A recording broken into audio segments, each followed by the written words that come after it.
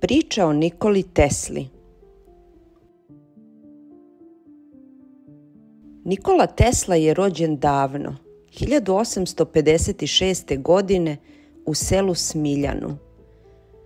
Kao mali dečak rastao je u porodici gde se puno čitalo i učilo. Njegov tata, Milutin, bio je sveštenik, a mama Georgina, koju su svi zvali Đuka, bila je neverovatno vešta. Od komadića drveta i konca pravila je sprave koje su olakšavale život u kući. Nikola je uvek govorio da je od mame nasledio dar za izume. Kao dete voleo je prirodu, potoke, ptice, vetar. Sa oko 6-7 godina počeo je da pravi male točkiće od drveta koje bi stavio u potok da se vrte. To su bili njegovi prvi eksperimenti. Kada je krenuo u školu, Nikola je bio vrlo radoznao i maštovit. Najviše su ga zanimale matematika i priroda. Učio je u Gospiću i Karlovcu. Zamislite malog dečaka kako sedi u učionici i stalno smišlja pitanja. Kako svetlost putuje? Zašto se stvari kreću? Kako mogu da prenesem energiju bez žica? Još kao dečak govorio je da će jednog dana napraviti nešto što će doneti svetlost celoj planeti. Sa 19 godina Tesla je otišao na studije u Grac u tadašnjoj Austro-Ugarskoj. Tamo je prvi put ozbiljno proučavao struju i mašine.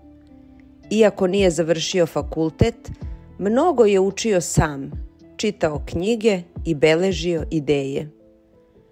Radio je i u Budimpešti i Parizu, gde je konstruisao svoje prve praktične pronalaske. Često je govorio da mu se rešenja javljaju u mislima kao jasne slike, kao da u glavi vidi gotov izum. Kada je imao 28 godina, Nikola Tesla se ukrcao na brod i otišao u Ameriku, zemlju velikih mogućnosti. Nije imao mnogo novca, ali je imao neverovatne ideje. U Njujorku je počeo da radi i ubrzo je pokazao svoj najveći dar, kako koristiti naizmeničnu struju.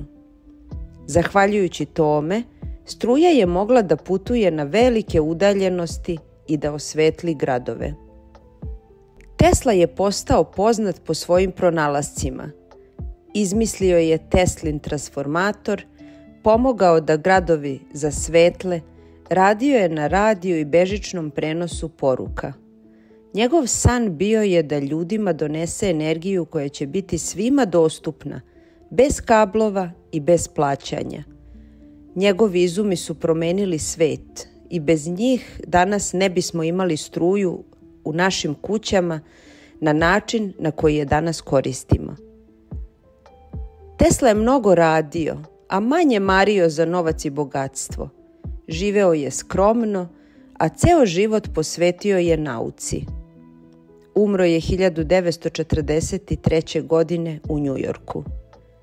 Danas njegovo ime nose ulice, škole, čak i jedan aerodrom.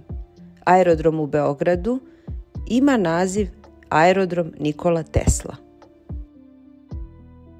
A možda ste čuli i za Tesla automobile. Nazvani su po njemu jer je bio simbol ideje da tehnologija može promeniti svet. Nikola Tesla nas uči da radoznalost, upornost i mašta mogu da promene čitav svet. Bio je dete koje se igralo sa točkićima, a postao je čovek koji je osvetlio planetu.